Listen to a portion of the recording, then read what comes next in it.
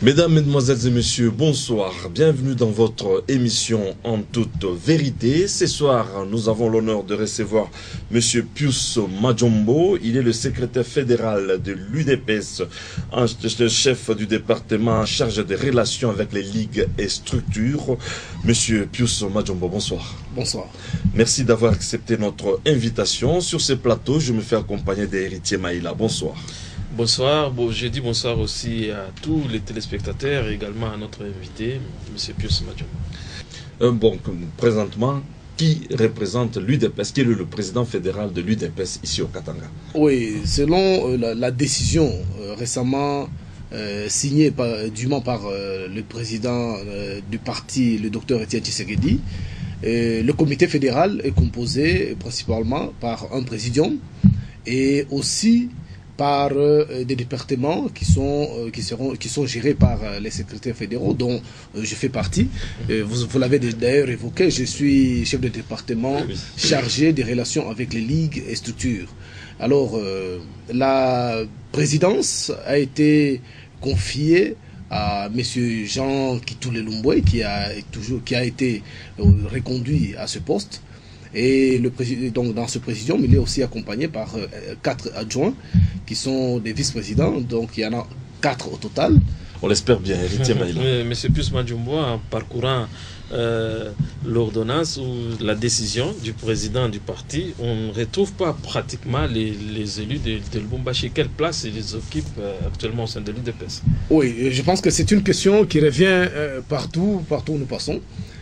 J'aimerais un peu apaiser donc nos téléspectateurs et surtout les combattants et la population katangaise et le choix en particulier.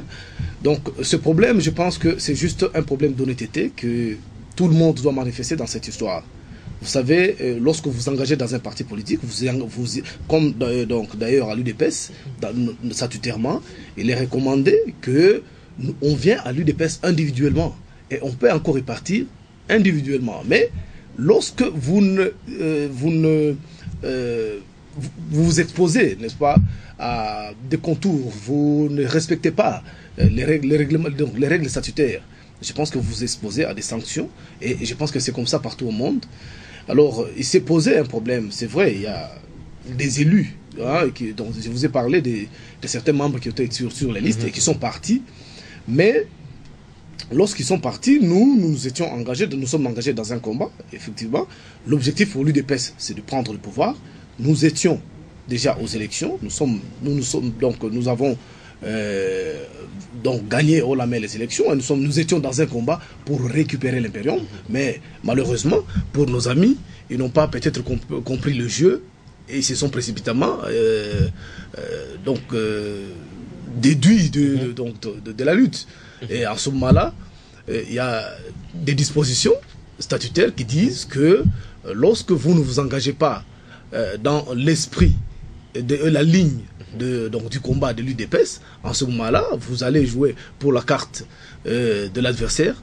Donc vous êtes exposé à l'auto-exclusion. Qu'est-ce qu'on doit retenir par là, si vous pouvez être direct? Ils ne sont plus de l'UDPS. Je pense que de leur côté, ils doivent être honnêtes. Parce que cela a été dit. Et pourtant, c'est réclame toujours aux membres de l'UDPS. On ne peut pas leur refuser ça, ils peuvent se réclamer. Mais je dis tout simplement qu'ils doivent être honnêtes et reconnaître quand même qu'ils se sont auto-exclus eux-mêmes. Et cela, ils savent eux-mêmes à quel point cela est arrivé. Donc, il n'est pas de nous, ou bien il n'est pas à l'UDPS de peut-être aujourd'hui leur refuser de s'exprimer sur le plan public, mais nous leur demandons seulement d'être honnêtes, de ne plus peut-être d'une certaine façon utiliser l'UDPS sur le plan public, mais peut-être d'une certaine façon, si ils seront reconduits un jour et acceptés au sein de l'UDPS, ils pourront le faire. Vous pouvez permettre, parce que des sources non officielles, on apprend quand même qu'ils continuent à payer la cotisation au parti. Ah, heureusement que vous dites vous dites des sources non officielles, mais moi je vous dis que je fais partie de la fédération. Je connais comment mon parti fonctionne, parce que les cotisations, normalement, nous les payons à la base, nous les payons dans les sections. Et la fédération entretient de très bonnes relations avec toutes les sections. Je n'ai aucune information, je ne sais pas, parce que j'ai beaucoup de contacts avec l'organisateur du parti et même le président du parti, et même certains membres des sections, et je vous assure qu'il n'y a aucune cotisation qui est perçue de la part de nos amis qui sont partis, mais sur le plan organisationnel, nous respectons nos statuts, nous cotisons, ceux qui sont dans le parti, qui remplissent les conditions, qui sont en train de cotiser. Monsieur Pius Majombo, est-ce que ça ne sera pas une très grande erreur de perdre quelqu'un comme Fabien Mutombo ici à Lubumbashi au sein de votre parti politique? Nous connaissons son poids, sa valeur dans le monde politique ici au Katanga. Je pense que je ne sais pas à quel niveau vous situez. C'est là, vous savez, le Congo aujourd'hui c'est presque 70 millions d'habitants. C'est beaucoup d'intellectuels, beaucoup d'élites. Il y en a même qui sont à fleur, qui sont en train de se forger aujourd'hui sur le campus. Récemment, nous avons vu nos jeunes frères et sœurs qui ont passé les examens des examens d'État.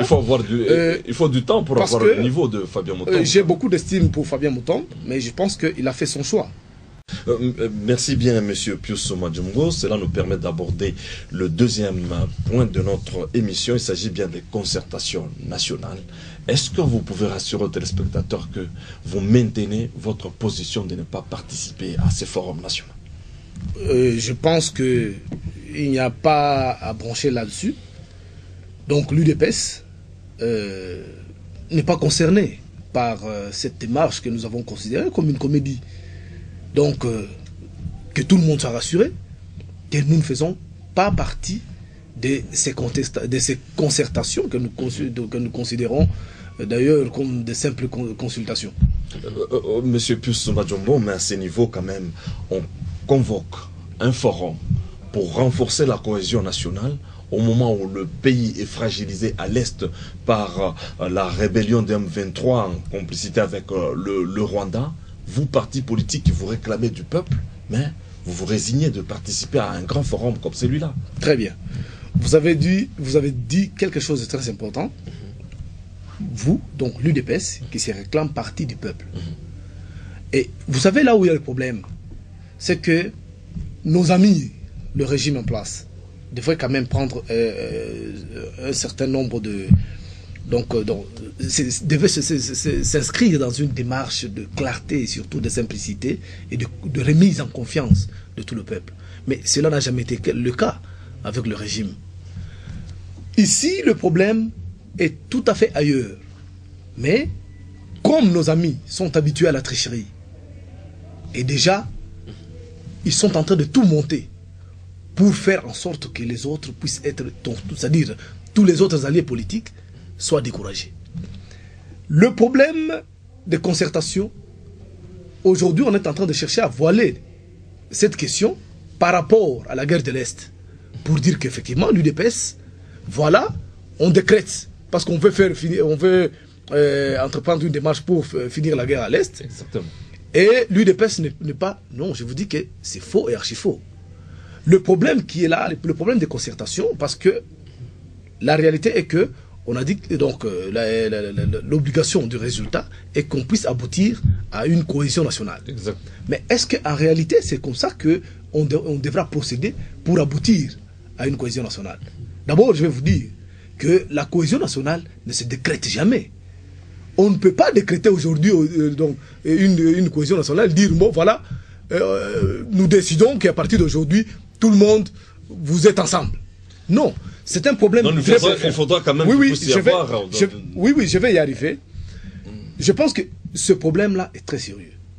Si M. Kabila déjà, à son investiture, avait proposé à ce qui est ouverture, qu'il avait tendu la main aux opposants, c'est qu'il savait qu'il y avait un problème avec les élections de 2011.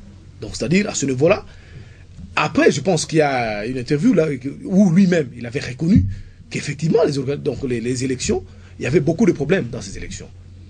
Je ne peux pas revenir sur les organisations internationales qui ont aussi relevé les mêmes problèmes. Mais ils sont quand même arrivés à une conclusion où l'ordre d'arrivée ne devrait pas être bouleversé. Vous dites, ça c'est une conclusion d'un journaliste, ça n'a rien à voir avec l'officiel. Je vais vous le démontrer. Parce que l'accord cadre, lorsque vous lisez l'accord cadre, et même la résolution 2018, et même, je peux d'ailleurs, pour être un peu beaucoup plus explicite, le passage du secrétaire général de l'ONU, Ban Ki-moon à Kinshasa, qu'est-ce qu'il dira? Que nous sommes venus voir. Nous sommes venus prendre contact avec le gouvernement de Kinshasa pour nous rassurer de ces engagements nationaux. Vous comprenez? C'est-à-dire, si vous dites que il y avait donc au niveau de certains organismes avaient avancé que effectivement ils avaient accepté en quelque sorte le résultat, mais ici quand même au sein de l'accord cadre il y a un engagement, c'est-à-dire il y a est-ce que dans l'accord cadre il y avait les problèmes des élections? Non, c'est pas un problème, c'est pas ce même problème. En politique, lorsqu'on dit on parle des engagements nationaux. Oui. À ce moment-là, il faut maintenant revenir et savoir quels sont ces engagements nationaux qu'il faudra respecter. Donc, je vous dis effectivement que cette cassure s'est opérée principalement dans le politique. Parce que effectivement, si cohésion il n'y a pas, c'est à partir de cela. Parce que la cohésion, en fait, c'est quoi? C'est une intégration, c'est-à-dire un consensus de toutes les classes sociales et même de toutes les classes, donc les classes politiques. Mais ici, à ce niveau, on semble écarter cette réalité-là. Or, en réalité, pour qu'il y ait cohésion, il faudra partir de ces sérieux problèmes, c'est-à-dire vider ces questions. Revenir encore sur les élections. Sur les élections? Non, pas revenir sur les élections. Oui. C'est-à-dire le problème ici se pose à quel niveau? Après les élections de 2011, le camp de la majorité actuelle s'est proclamé vainqueur. On est en train de, vous savez, il y a des informations qui voilà vous une équation qui vous est donnée de traiter sur tout on ne peut pas, on ne peut pas aller dans un forum où, pour être sur une liste, il faut un perdième. Il y a des histoires qui se passent là-dedans. Et je pense que il y a non. D'ailleurs, la date qui était fixée avant, c'était le mercredi. Et avant de venir ici, moi j'ai appris qu'il y a déjà des propositions de report. Et c'est pour vous dire c'est peut-être que l'UDPS puisse participer. Changer sa position. Non. Je pense qu'à ce niveau-là, ce n'est pas à cause de l'UDPS. J'ai suivi le bouillonnant porte-parole du gouvernement le matin ici. C'est jeté sur l'UDPS, dire du n'importe quoi. Mais jusqu'à présent, l'UDPS n'a donné qu'une seule position, que ces concertations, cette démarche, parce que ne s'inscrivant pas dans la logique de l'accord cadre, et même dans la résolution 2018, l'UDPS ne prend pas. Et il n'y a pas autre commentaire que nous avons fait, mais curieusement, de tous bords, il y a des commentaires qui viennent, bon, on ne sait pas... Monsieur Pius Madjombo, est-ce que l'UDPS finalement n'est pas en train de se contredire? Vous vous appuyez sur l'accord cadre d'Addis Abeba et de l'autre côté, c'est Etienne Tshisekedi qui est président de la République. Or, celui qui a signé l'accord cadre, c'est un président que vous ne reconnaissez pas. Non, je pense qu'il faudra se mettre dans la réalité des signatures, surtout dans le cadre diplomatique.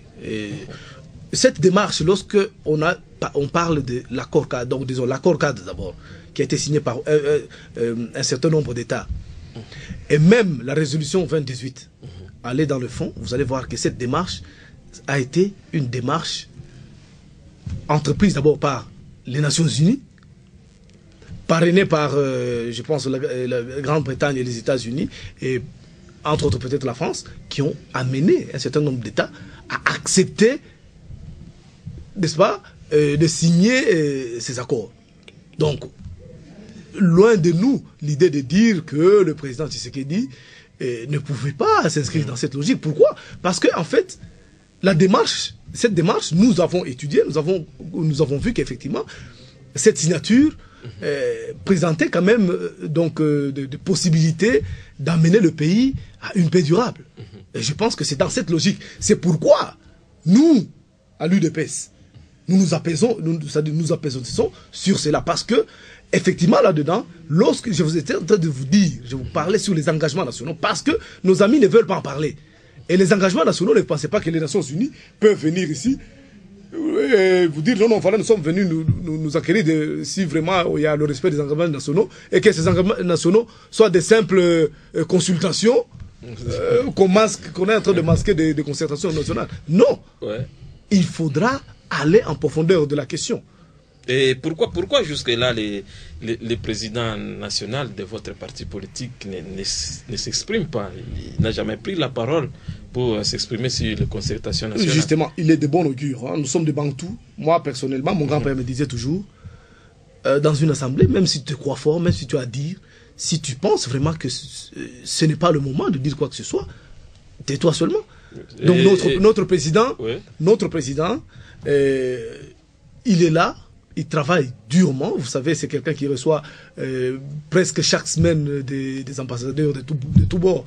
Et je pense que tout cela, parce que nous sommes privés des médias publics, donc on ne peut pas vous dire, vous ne serez jamais au courant, vous ne serez jamais au courant de ce qu'il fait, mais par contre... C'est pourquoi il n'a pas effectué les déplacements de Brazzaville. Ah voilà, là c'est encore une autre question. Ouais. Mes chers amis, vous savez, ça nous a pas étonnés, nous. Effectivement, cette démarche, la rencontre entre le président Tshisekedi et le président Sassou Nguesso devait bel et bien avoir lieu.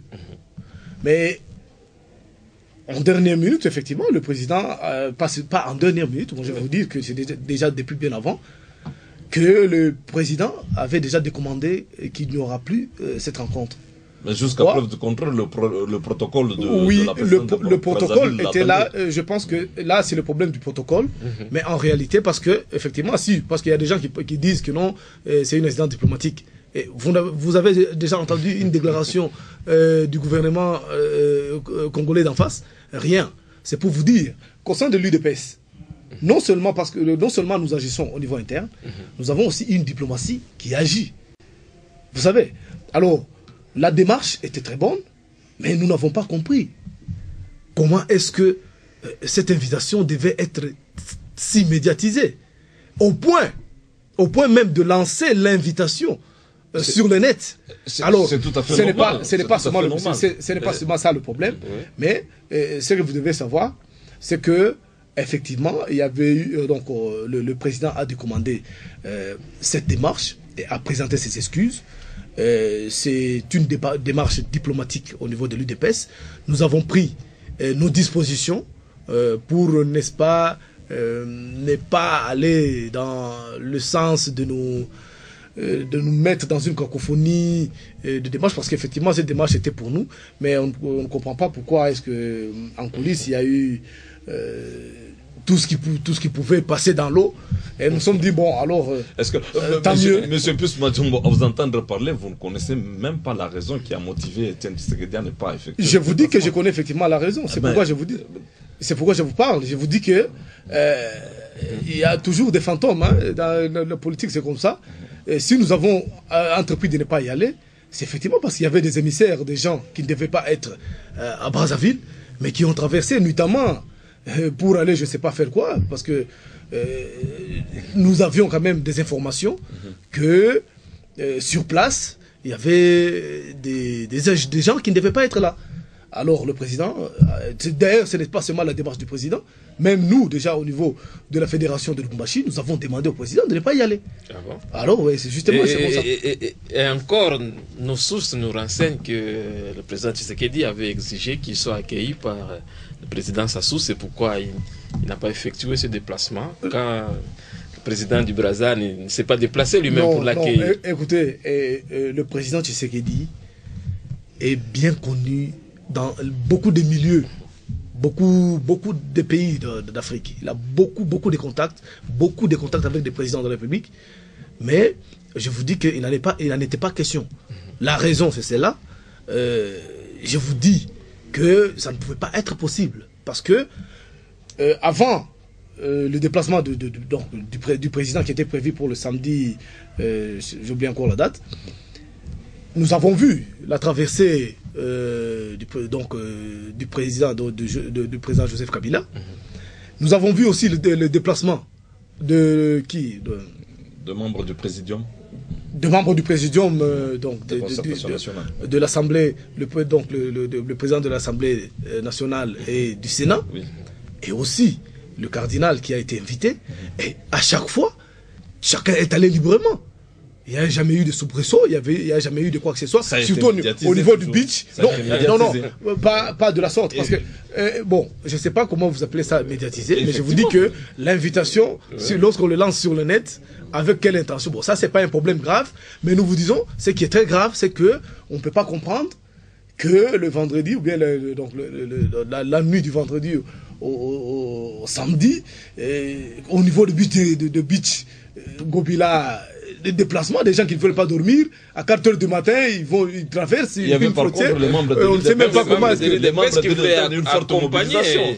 Non, justement, il y avait les membres qui étaient là, et ils ont vu, et ils ont alerté, et nous avons pris la décision. C'est normal. Mais il y en a d'autres qui avancent qu'il s'agissait tout simplement d'un problème d'oubli de la part du président. Ah voilà, ça c'est toujours la stratégie de nos amis en face, mais nous vous disons que notre président a une mémoire. Que le président dormait. Le président a une mémoire de fer, et je te dis que je vous ai parlé que c'est quelqu'un qui travaille durement toute la semaine. Il reçoit des gens venant de tous bords. Et je pense que le problème, c'est que les médias sont confisqués par les gens qui veulent toujours être là le matin, le soir, la midi, le soir. Mais je vous dis qu'il n'en est jamais été question. C'est de la mauvaise publicité que nous ne pouvons pas considérer à l'UDPS. Le président, c'est quelqu'un qui travaille très durement. Donc, je vous ai dit que ce n'était pas le samedi seulement, c'était déjà avant. Je pense que c'était le mercredi, que lui, il avait déjà des contacts au niveau de Kinshasa et donc de Brazzaville, que la rencontre ne devait pas avoir lieu. Mais vous savez, quand vous jouez double carte et que vous prenez des engagements un peu en coulisses, vous voulez avoir un peu d'argent, vous soutirez aux gens un peu d'argent sur le dos de l'UDPS, vous ne pouvez que monter au créneau. Surtout lorsqu'une telle démarche rate et que vous avez déjà préparé quelque chose comme embuscade et que ça rate, bon, c'est normal que vous puissiez dire du n'importe quoi. Mais je vous dis que le président est bel et bien en bonne santé et il a toutes les facultés en bon état. Merci bien, Monsieur Pius Majombo. Je rappelle à nos téléspectateurs que vous êtes le secrétaire fédéral de l'UDPS, chef du département en charge des relations avec les ligues et les structures. Héritier Maïla, un mot à l'endroit des téléspectateurs. Je dis merci à tous ceux qui nous ont suivis et ça a été un plaisir pour moi de participer à ce énième numéro de En toute vérité. Mesdames, Mesdemoiselles et Messieurs, c'est la fin de ces magazines En toute vérité. Nous allons nous retrouver à la prochaine.